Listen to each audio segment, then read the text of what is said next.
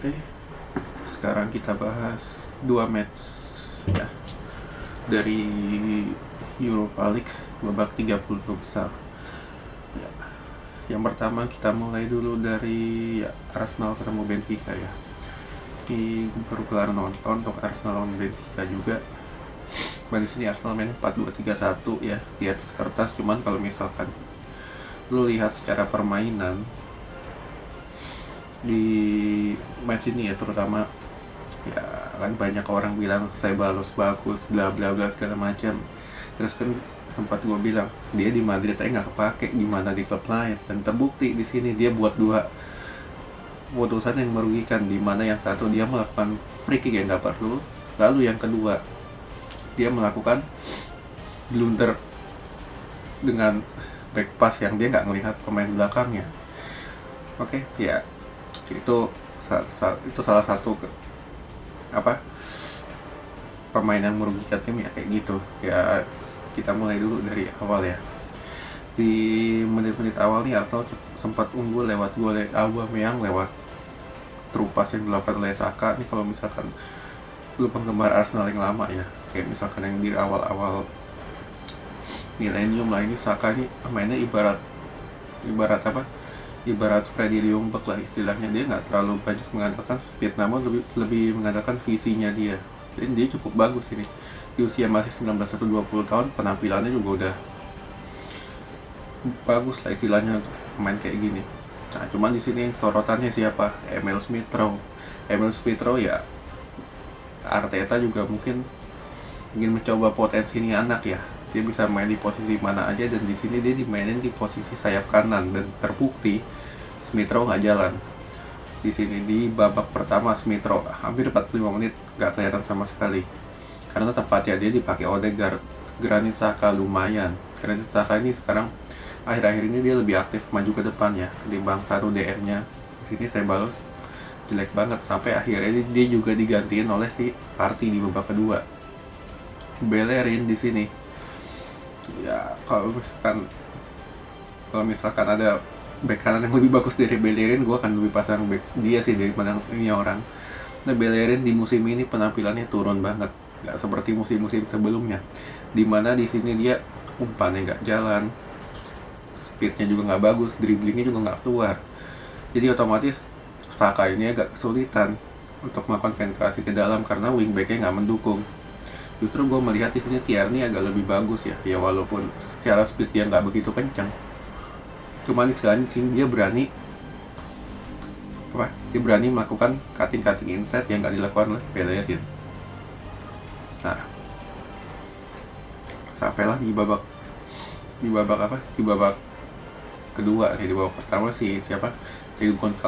Diego Goncalves ini free kick yang bagus ya dan layak gol. Di babak kedua yaitu Arteta setelah Ceballos melakukan blunder, ditarik masukin Partey, Smith Rowe keluar masukin Willian. Nah, Odegaard masukinlah Lacazette, cuman itu udah mulai di akhir-akhir ya.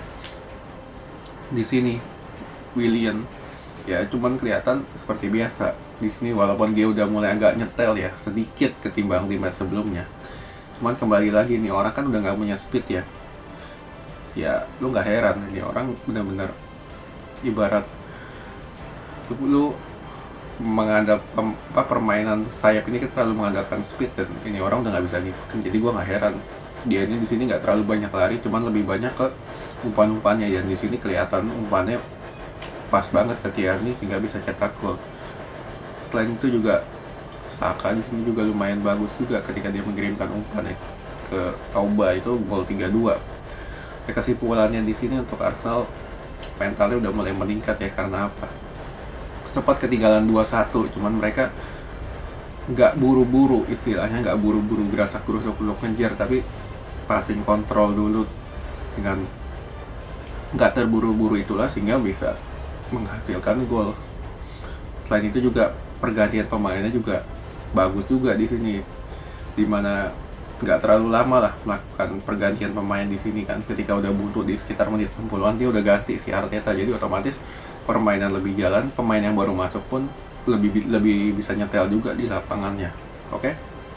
Lalu kita ke match selanjutnya, ke MU. Ini satu lagi match yang ngantuk ya kalau misalkan kalian nonton ini. Di babak pertama mendingan lah karena ada Bruno, jadi otomatis MU ini lebih berani keluar, lebih create chances masih ada lah istilahnya ya, dan sempat dapat satu peluang tuh dari Bruno yang menurut dia. Di sini Sociedad sempat dapat penalti kepada pelanggaran Daniel James yang nggak perlu kalau misalkan kalian lihat tuh. Dan di sini terlihat juga bagaimana Sociedad di sini ketika David Silva nggak main, permainannya ini berantakan banget. Sociedad nggak ada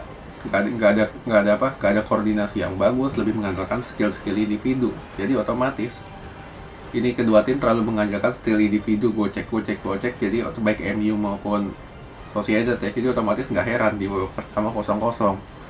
Di babak kedua Bruno ditarik, Greenwood geser ke tengah, masukin si Rashford. Otomatis Rashford main lebih melebar ya di sini, dan Fred digantikan oleh Tuan ZB.